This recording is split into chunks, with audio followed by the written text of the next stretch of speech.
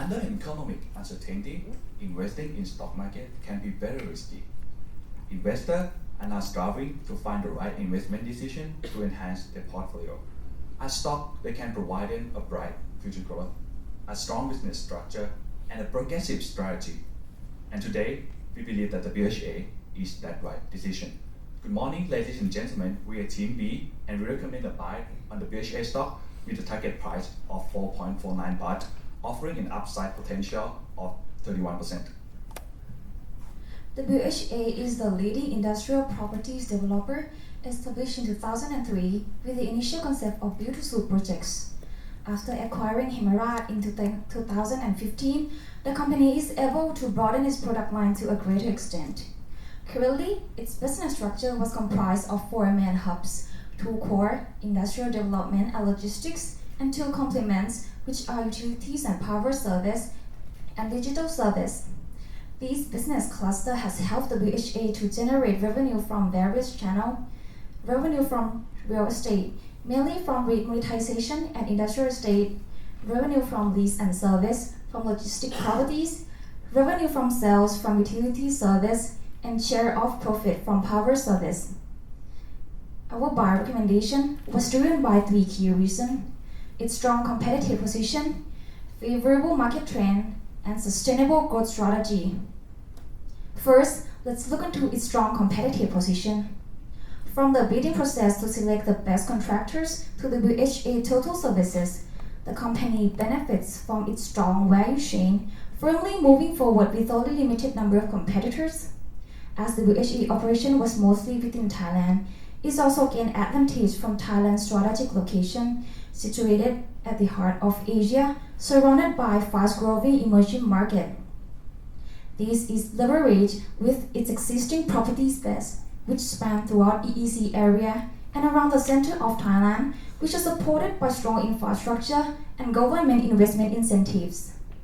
All key strengths push WHA to be the best among other players in industries, having the second largest logistic properties area with the faster asset growth rate than a market leader, at the same time owning the highest shares of land sales up to roughly 50% in industrial estate market.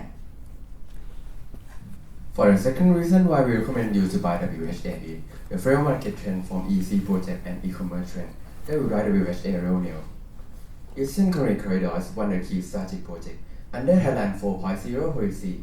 It aims to increase the country's competitiveness to the infrastructure mega project and attractive benefit investment benefit within 3 provinces, Chonburi, Rayong, and Chachoengsao, which are considered both ASEAN and Asia strategic locations for trade and investment connectivity. We believe that the outcome of EEC will bring large opportunity to WHA. The most of WHA industrial estates are located in EEC, cover 6 out of 10 promoted industrial, and also 715,400 square meters of logistic property, include warehouse and logistic park, are located in EEC too. In the past 5 years, WHA land sales are moved relatively with FDI inflow into manufacturing sector that affected by EEC incentive. From our analysis, we assume that land sales will grow 5.25% along with FDI inflow into manufacturing sector, and 81% of land sales each year will be land transfer. To convert land transfer into revenue from sale of industrial assets, we assume 1 right of land transfer will be 3.49 million baht.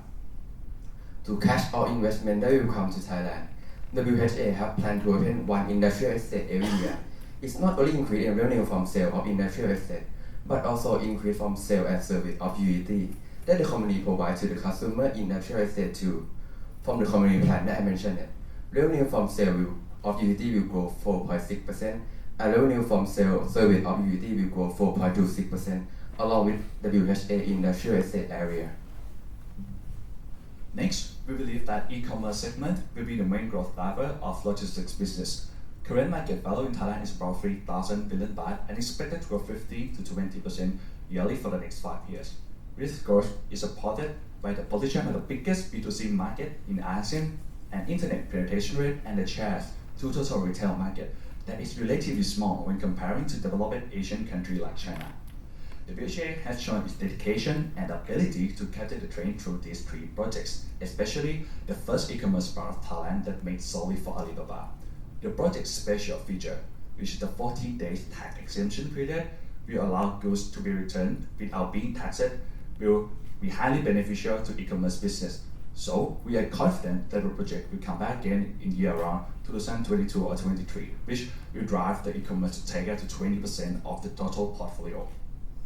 Lastly, is the sustainable growth strategy. Growing real estate business needs a lot of capital and time to realize earning. However, the company has a policy to grow their business in a healthy way. First, they have planned to sell their asset into their REIT yearly, and we expect that around to be 160,000 square meters per year, which according to the company plan and the forecast of the capability of the area that is well occupied and ready to be sold. This activity will allow the business to grow with low need of borrowing, thus lower the risk that the company take, which we can see from IBD to E ratio that will reach 0.8 in year 2023. Lastly, the joint ventures in power plant can help boost the net profit. Currently, there is GETCO 1 and IBP plant that contribute 44% of total equity megawatt. And as 90% of the customer is EGAT, we forecast the erratic demand from EGAT come up with the energy dispatch per year, which result in 3.2% growth in shares of profit from joint ventures. Regarding the valuation, we value the foundation and the growth by each different business. The first one is logistics, which we arrive at a price of 2.11 baht per share. Next, for industrial estates, we value by NAV method and came up with a price of 0.94 baht per share. Lastly, we targeted 0.85 and 0.55 baht per share from power and utility business, which both prices are derived from DCF model. After combining all the business together, we issue a buy recommendation with a target price of 4.49 baht per share, offering 31% upside. Also, this target price already incorporates the dilutional effect, which in case all of the company's warrants are fully exercised. Except for the industrial estates, we also use different WACC for each different business. Our cost of equity was derived from CAPM model, where our equity betas were calculated by using the mean of our level peers of each business.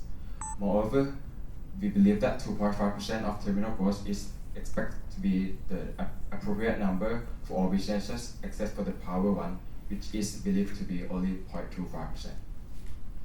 In terms of relative multiples, our implied price to earning is considered to be higher than its 3-year historical average. However, we believe that it is still in between the mean of business price to earning. So, we believe that the high company's price to earning reflects more of the company's growth potential. For the investment risk, this month we have seen a number of events happen. We are very mindful to all of them, and we have readjusted our investment risk according to these matters.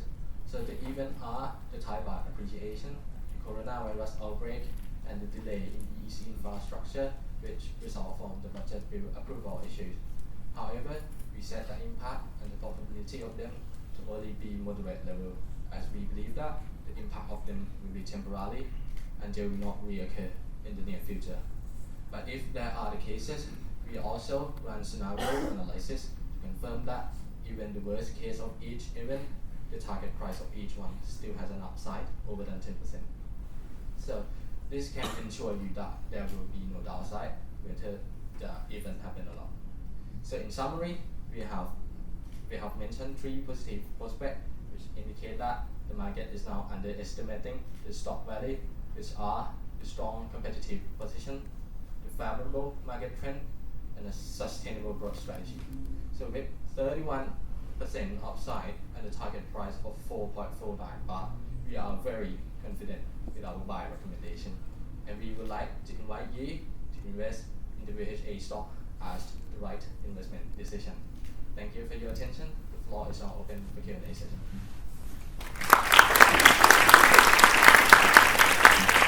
First of all, good job with the presentations.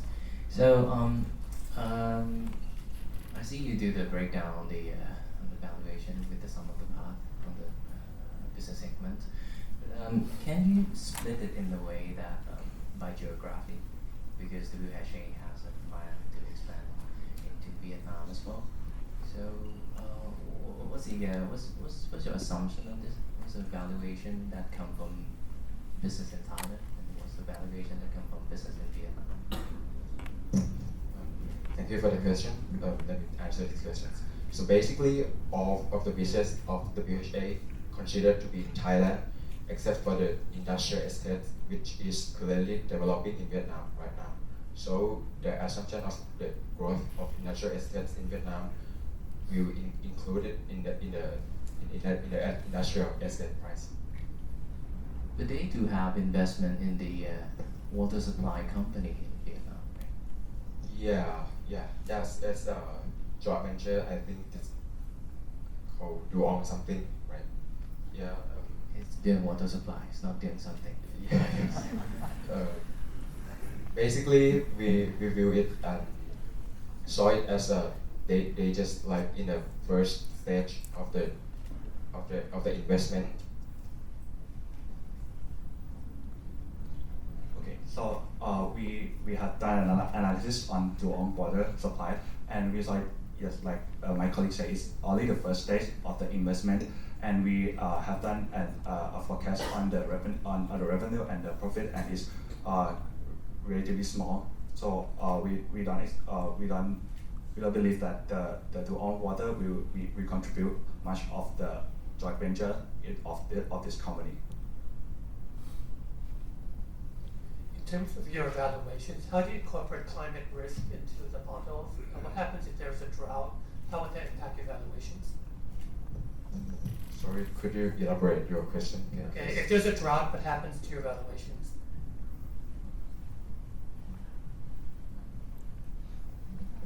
So, sorry, what kind of drop?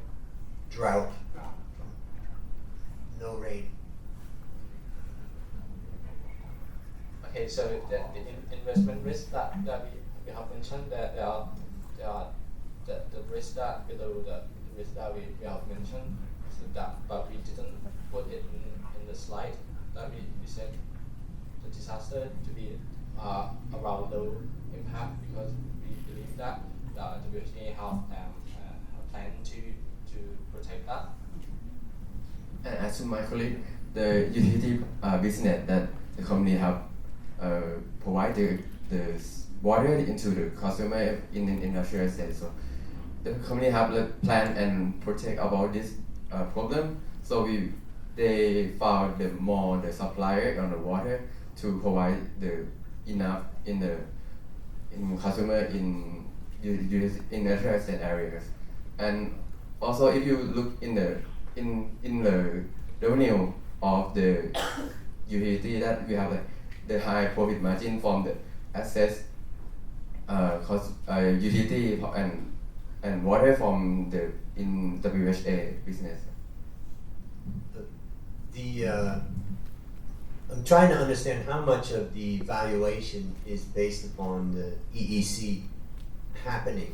So, sometimes government initiatives and all that sound good and they appear like they're happening, but then they don't happen the way that it's planned. So I would like you just to think for a moment that it doesn't happen the way it's planned, and it's slower and it's less impactful. How does that impact the value that you've come up with? Okay, so we have considered about that event. Particularly is the delay in infrastructure, which the effect from the budget bill delay approval, and we have done a scenario analysis. So to add up to my colleague, the delay in EEC projects, we didn't think that it will potentially impact our valuation that much because of this delay was the EEC project was the project that was cooperate with private sectors a lot. So after we put it in our model, so the result, next page please. So the result is that the target price will remain side.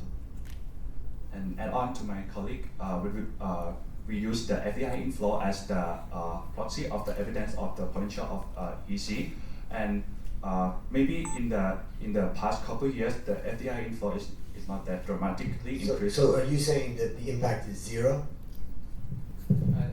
Or very tiny? Or? Yes, very tiny. Okay. Oh, For the breakdown of valuation, could you elaborate more on how you come up with the biggest valuation of the logistics again other that you elaborate? So basically, our logistics part consists of main two parts. Which the first one is the leasable factory or warehouse. Another one is the price from the lead which the company is own.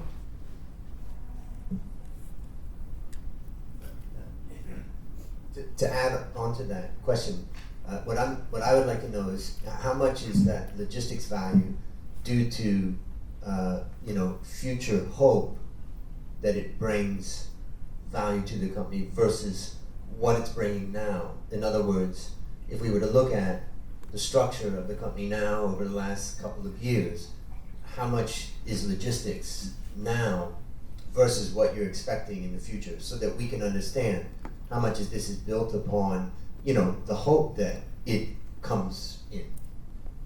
Okay, so the main driver that may drive the logistics to be to get more proportion of the total value is the e-commerce business, and the company has a dedication on that segment, and also the company has a plan to sell the asset into the risk yearly. So we believe that these two main factors will be a main hope that can drive the logistics to go further in the future, and we believe that it will gaining more and more proportion in the total value of the company.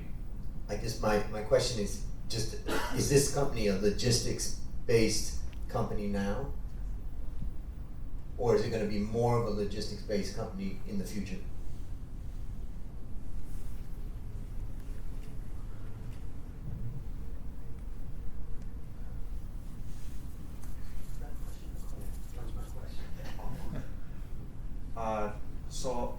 We believe that in this current state, it just acquired Hemorrhage for like 2 or 3 years. So we believe that now it is more logistics company than the industrial estate business. And but in the future, we believe that, as my colleague say in the message like that, the industrial estate has planned to open the new area each year. So we think that when the time goes by, we think that there will be more mix between industrial estate and logistics business. Put it another way, you have a slide on how the revenue mix has changed over the years. What is the revenue mix going to be, in your view, in 3 years?